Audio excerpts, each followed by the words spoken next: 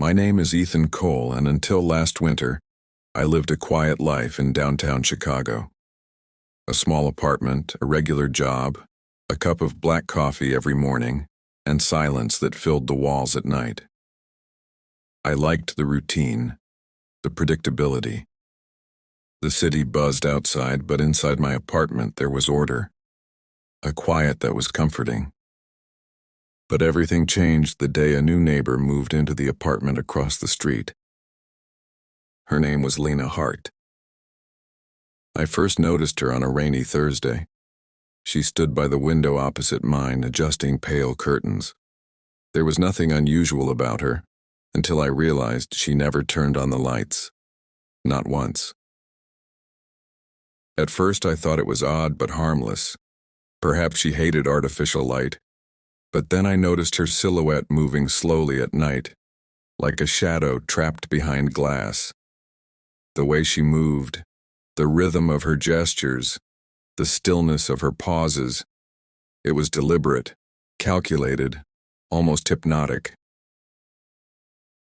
I told myself it was none of my business, yet something about her unsettled me. Every evening I found myself drawn to the window, watching, wondering. And every evening I told myself to stop, but I never did. By the end of the first week I began noticing small anomalies.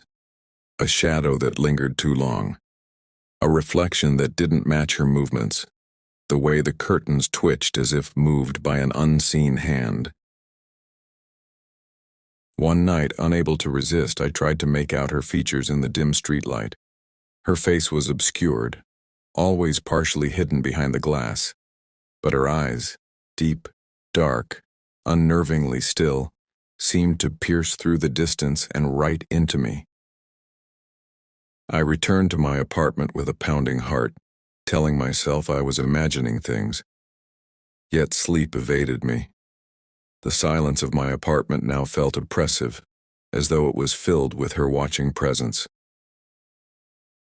Days passed.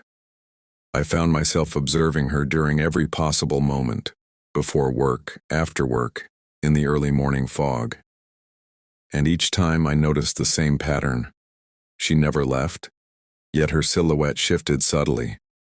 Sometimes, an extra shadow appeared behind her, just for a fraction of a second, enough to make me question my sanity.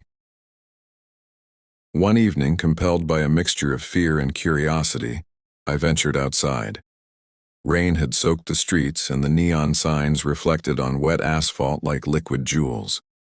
I approached her building cautiously, my own reflection in the puddles warping my sense of reality. I rang her bell. Silence. I waited. Nothing. Then the door creaked open slowly, though I hadn't heard anyone inside. A cold draft welcomed me, and a faint whisper of something familiar yet wrong lingered in the air. Inside, the apartment was nearly empty. No furniture, no signs of personal life. Just walls, shadows, and an oppressive quiet. But the air carried a weight, a sense that something, or someone, was waiting. Then I saw it. A wall covered in photographs. Each one depicted apartment buildings across the city. Some I recognized, others not.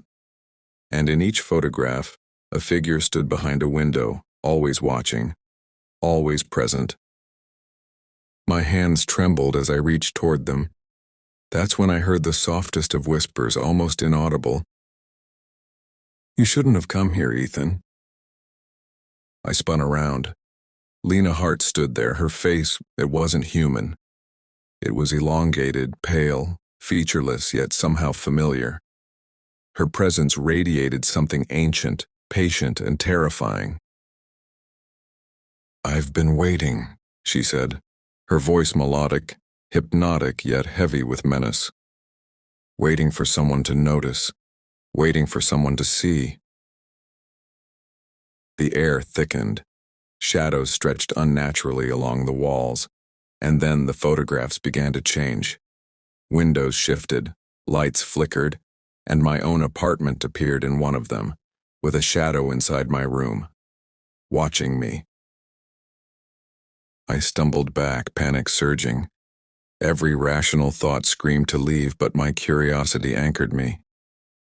My life, my quiet existence had led me to this moment, a confrontation I couldn't have anticipated.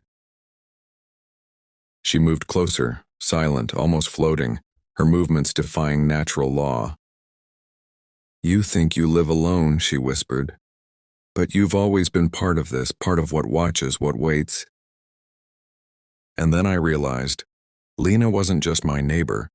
She wasn't human in the sense I understood. She existed in the spaces between reality and observation, in shadows, in reflections, in the pauses of everyday life where we think no one is watching. Before I could react, she vanished. The photographs fell to the floor, blank. The apartment was silent, cold, yet now empty, as if it had never existed. I returned home drenched, heart hammering. But the city outside seemed unchanged. Cars moved, neon lights flickered, people walked, unaware. And yet I knew she was still there, somewhere, watching, waiting, always waiting. In the following days, I became obsessed. I traced the history of her building, the tenants before her, the strange disappearances, the rumors of strange lights and sounds. Every lead brought me closer to the same unsettling conclusion. Lena Hart had been here long before I arrived, and she would remain long after I left. Nights grew longer. Sleep became a battle. Every flicker of light, every movement in my peripheral vision, every shadow drew me to the windows. I no longer questioned what I saw. I only watched. And then one night I caught her again. Across the street in her window, her silhouette was perfectly still. But this time she raised her hand. And I knew. She had been waiting for me, always. The twist wasn't just that she existed. It was that I had always been a part of her world. A world I couldn't see until I was ready. A world where observation was connection, and connection meant fear.